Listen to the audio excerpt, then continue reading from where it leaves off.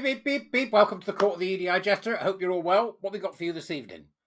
Yeah, it's been foggy today. It's been foggy where you are. Right.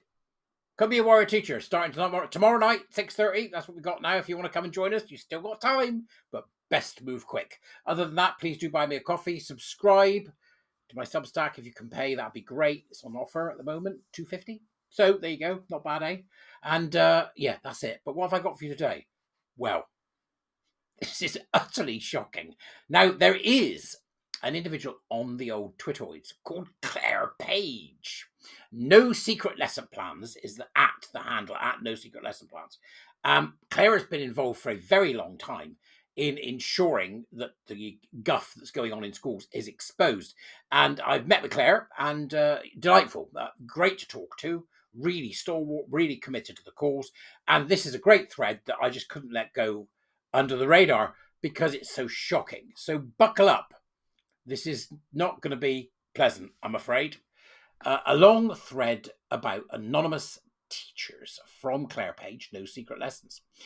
Much has been said about my legal quest to receive a copy of the materials used to teach my daughter under the Freedom of Information Act. But my court case has always been about two requests for a copy of the materials and to know who taught the lesson.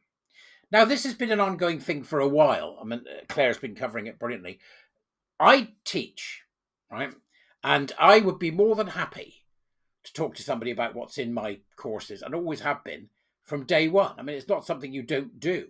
Now, to ask for a copy of the materials is fair enough, because if your course is dependent on the materials and not the work of the teacher, then what's the point of the teacher? So you should be able to show people it and that people have copies. I don't imagine Claire wants to set up her own business doing it. So it seems a bit silly, all this nonsense from these companies moaning about copyright and therefore trying to stop children from seeing it. But Claire's particularly concerned here about who taught the lessons. Both factors have been kept secret by the school, and this confidentiality has been upheld by the ICO and the first tier tribunal, the FTT, which decided the privacy of the visiting teachers is more important than the public interest for parents to know who has taught their children. That's quite extraordinary, isn't it? Absolutely extraordinary that that's a thing. What? If you teach, I just don't understand it. You should be proud of what you teach. You should be willing to openly speak about what you teach. So what have these people got an agenda? We may have hit on something there. This thread illustrates why the teacher anonymity aspect of this case is just as crucial a matter as the confidential lesson materials, if not more so from a safeguarding point of view. Okay, so Claire says, when my daughter recounted, and here we go, that the controversial subject of heteronormativity and sex positivity had been raised in her lesson, which was supposed to be about consent, I did some research on the charity who had visited the school. It is called School of Sexuality Education, which at the time hosted free lessons on their website, tasking teens to practice sexual dialogue on video chats, which, apart from being unacceptably sexualizing, could have been recorded and misused online, causing irreparable damage. And then you've got some imagery there from Clare, as you can see, that you can have a look at. Links, as usual, are downstairs in the Dewberries. And then it's, for example, age suggestion 16 plus on that one, asking about the sex education program on television on Netflix. They also introduced pupils to the idea that virginity does not exist and is made up by society, before asking them to doodle what types of sexual touching could some people find pleasurable. It's just absolutely insane. Absolutely insane. They don't need to be taught this. Well, I mean, the worst thing for me about this, and I've said this before, it's not that they shouldn't be doing this. They shouldn't, right? It's that they are stealing from these children. They're stealing. You know that original fumble when you were a nipper? First time you ever got to touch somebody else's badoobies. You know that, I'll show me yours, you'll show me mine. I showed her mine, and she ran off. That kind of thing, right? That sort of exploratory stuff, which we have no business interfering with.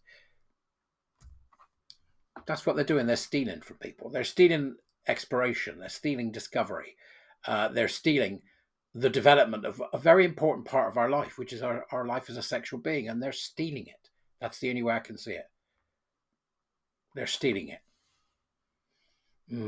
They also encouraged student pupils to research the topic of asexuality on YouTube and post videos of themselves on TikTok discussing it, which is obviously a safeguarding risk, given it sends teens online broadcasting to strangers on the topic of sexuality.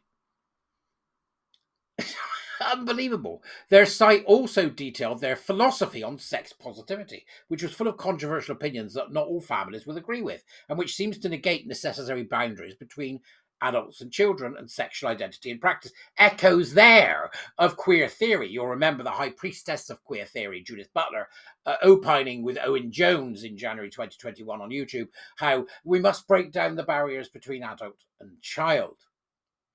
Nothing new there, but it's still always shocking to see it so blatantly being practiced. Queer theory should not be being practiced in schools. It shouldn't be practiced anywhere, apart from maybe if you're reviewing a film, or a book. It's quite fun to do some stuff with that.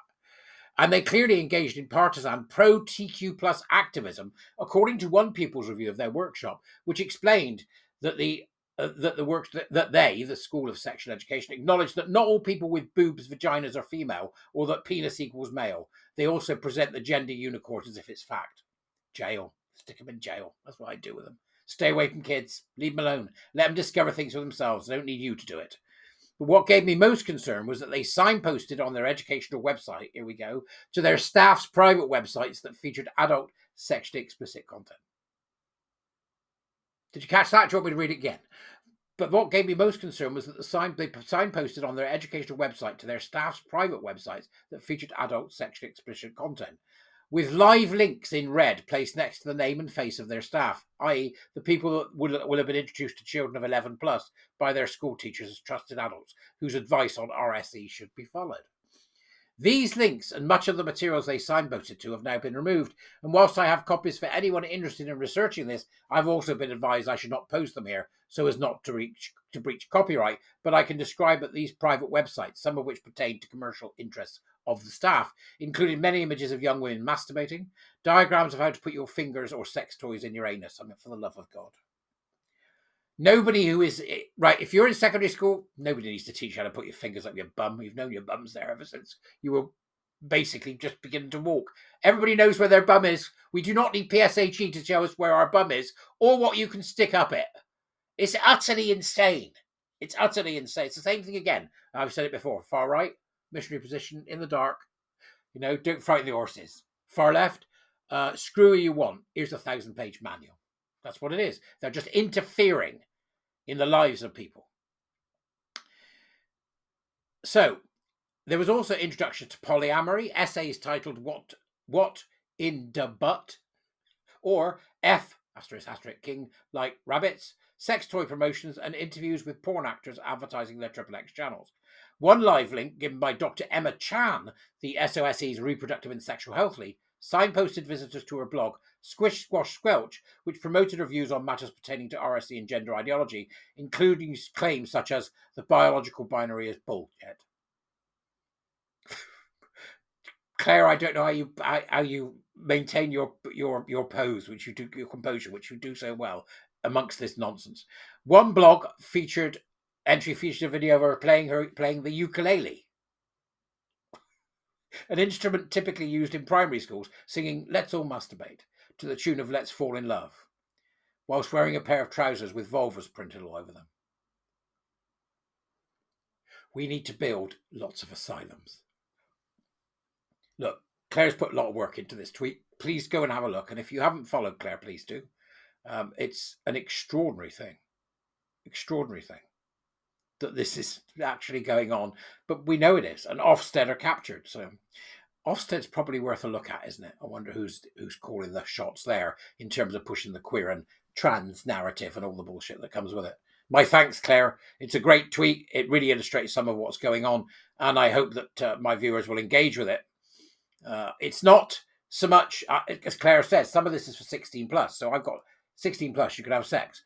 It's not that. It's that they're interfering in people's lives and trying to place their beliefs about sex and gender and all the stuff that comes with it on top of the developing child's understanding of that, which should be through exploration and should be through their own choices, not foisted upon them by somebody who sings "Let's All Masturbate" playing the ukulele. That is real. Let's all masturbate playing the ukulele. Oh my God, it's like some perverted George Formby. He was leaning on the lamppost with his cock out in the street until a certain little lady walks by. Oh, me. Oh, go away. I'll see you later. Bye-bye, everybody.